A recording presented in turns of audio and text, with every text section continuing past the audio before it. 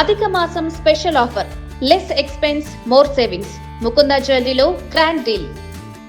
ఆంధ్రప్రదేశ్లో ప్రజా పంపిణీ వ్యవస్థను మరింత సమర్థవంతంగా మార్చడంతో పాటు రేషన్ బియ్యం అక్రమ రవాణాను నియంత్రించేందుకు రాష్ట్ర ప్రభుత్వం కొత్త వ్యూహాన్ని సిద్ధం చేస్తోంది. ఇందులో భాగంగా ప్రస్తుతం పంపిణీ చేస్తున్న సాధారణ బియ్యం స్థానంలో దశల వారీగా స్టీమ్ రైస్ను ప్రవేశపెట్టే అవకాశాలను పరిశీలిస్తోంది. పేదలకు మెరుగైన నాణ్యత గల బియ్యం అందించడం, నిల్వ సామర్థ్యాన్ని పెంచడం, అక్రమ రవాణాకు తగ్గించడం ఈ ప్రతిపాదన వెనుక ప్రధాన లక్ష్యాలుగా ప్రభుత్వం భావిస్తోంది.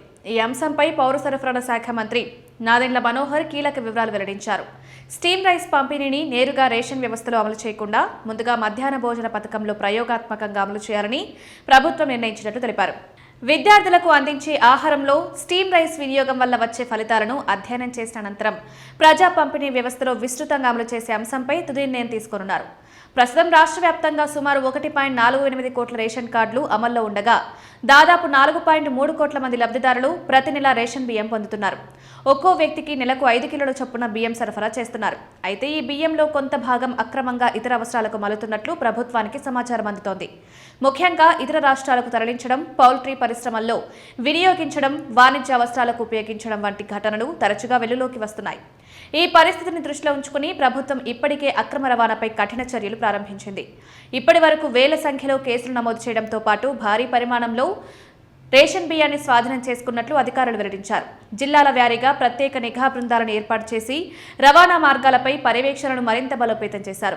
అక్రమ కార్యకలాపాలను అరికట్టేందుకు సాంకేతిక పద్ధతులను కూడా వినియోగిస్తున్నట్లు సమాచారం. ఇదే సమయంలో గత ప్రభుత్వ కాలంలో అమల్లోకి వచ్చిన రేషన్ సంచార వాహనాల వ్యవస్థను కూడా ప్రస్తుత ప్రభుత్వం నిలిపివేసింది.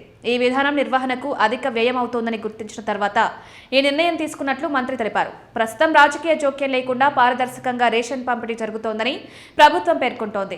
స్టీమ్ రైస్ ప్రవేశపెట్టే ఆలోచనలు పలు కారణాలున్నాయి. సాధారణ బియ్యంతో పోలిస్తే స్టీమ్ రైస్ ఎక్కువ కాలం నిల్వ ఉండగలదు.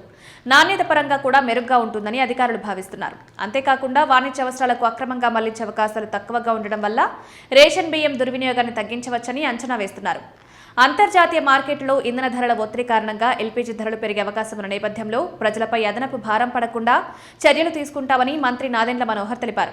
అవసరమైతే అదనపు వ్యయాన్ని ప్రభుత్వం భరిస్తుందని చెప్పారు. పేదలకు మెరుగైన నాణ్యత గల బియ్యం అందించడం, రేషన్ బియ్యం అక్రమ రవాణాను అరికట్టడం, ప్రజా పంపిణీ వ్యవస్థను మరింత పారదర్శకంగా తీర్చిదిద్దడం లక్ష్యంగా ప్రభుత్వం చేపడుతున్న చర్యల్లో స్టీమ్ రైస్ ప్రతిపాదన కీలక అడుగుగా మారుతోంది. పైలట్ ప్రాజెక్టు విజయవంతమైతే భవిష్యత్తులో రాష్ట్ర వ్యాప్తంగా రేషన్ కార్డుదారులందరికీ స్టీమ్ రైస్ అందుబాటులోకి వచ్చే అవకాశం ఉందని అధికారులు భావిస్తున్నారు.